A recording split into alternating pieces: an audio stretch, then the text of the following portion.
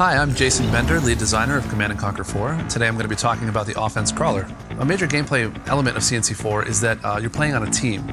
It wasn't long before we realized that having 150 buildings on the field that were getting blown up by a variety of players and knocking certain people out of the match was going to be a problem.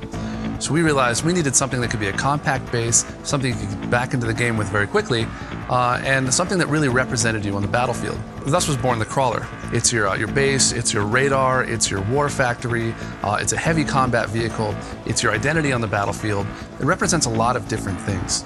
Well, I'm a 3D artist. I was responsible for the look and design for the GDI and NOD crawlers. And here is a high-res model of our offensive crawler. It was, since they had to perform a lot of functions, it was important to get them to transform accurately.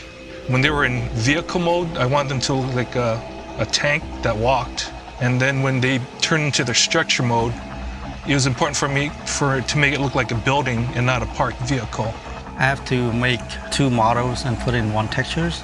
I receive a concept which just the 3D models shape of it. So the challenge for me is to come up with the texture on, it's like the skin on that models. My task on the crawler was to make it come alive. So it was a little bit challenging.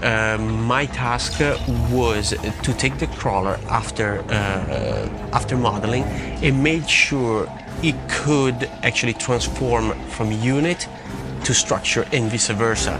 And also that the procedural destruction that you see featured in the game was working correctly. In CNC4 we wanted to introduce a deeper degree of destruction, try to give to the player a good satisfaction feeling when they manage to destroy one of the larger units.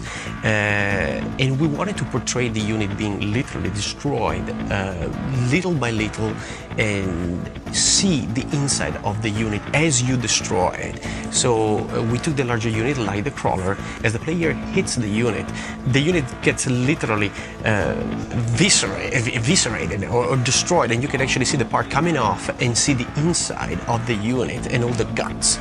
Hi, my name's Aram Granger, and I blow stuff up on CNC4. Really, our direction with the crawler, our art director, Chris Tamburino, said, make it look different. And so I said, okay.